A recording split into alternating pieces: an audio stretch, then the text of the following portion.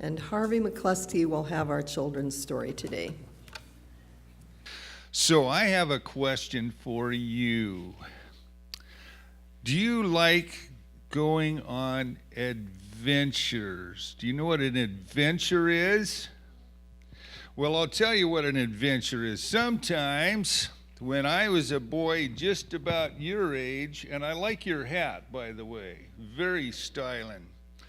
So, when I was a boy about your age, we went on adventure. Sometimes after church, we'd go home and we'd eat a quick meal, and we would go in our big station wagon, and we'd go way out to where there was a hill with great big rocks at the top, and we'd hike up there, and we'd make sure nobody was down below, and we'd take a great big rock and we'd push it. And what happens with a big rock when you push it?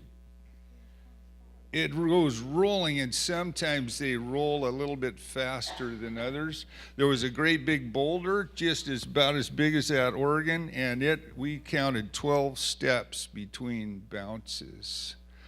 That was rolling really well.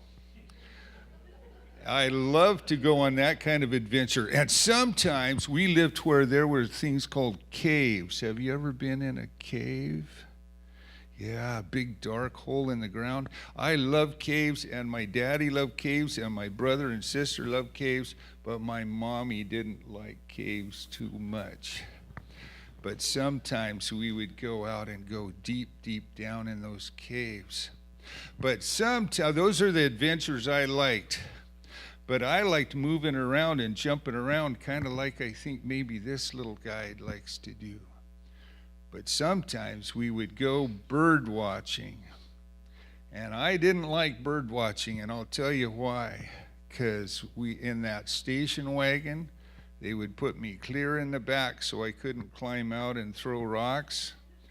And we'd go out by the water, out by the lake, and we'd drive and stop, and drive and stop, and drive and stop. And I didn't have glasses yet, so it was just little fuzzy dots bouncing in the water.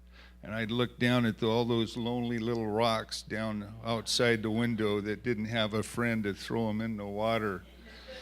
But you know something?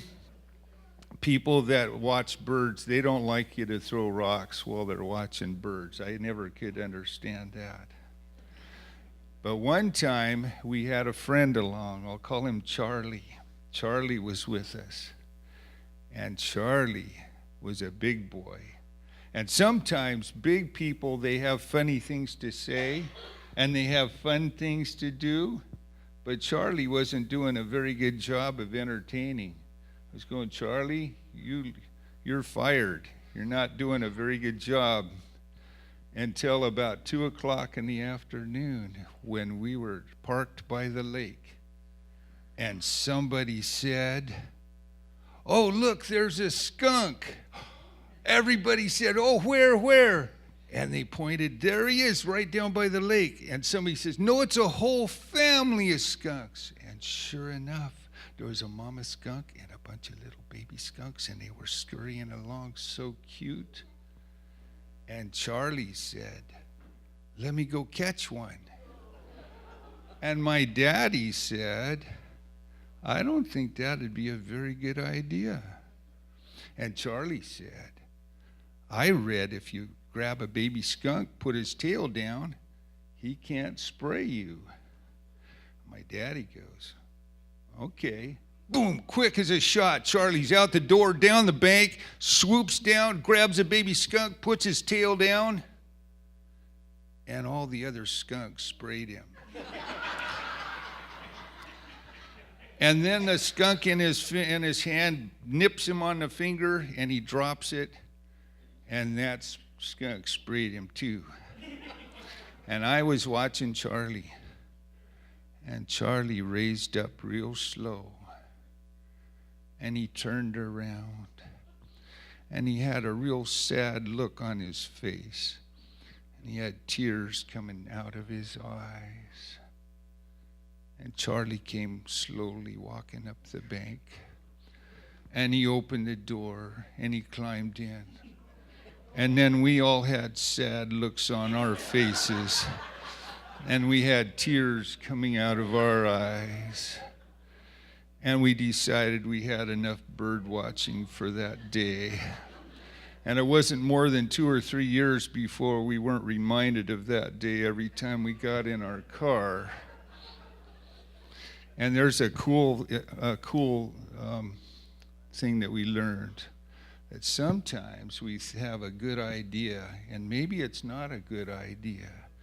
But in the Bible, it talks about this little tiny voice that says things whispers in our ear. And if we listen to that voice and we obey that voice, we'll come out smelling like a rose. And that's the story of Charley and the skunk. You folks have a wonderful Sabbath day. Thank you for being so kind and listening to that story. Shall we have another story next week? Let's do that. Okay. Happy Sabbath. Go and join your parents now. Thank you.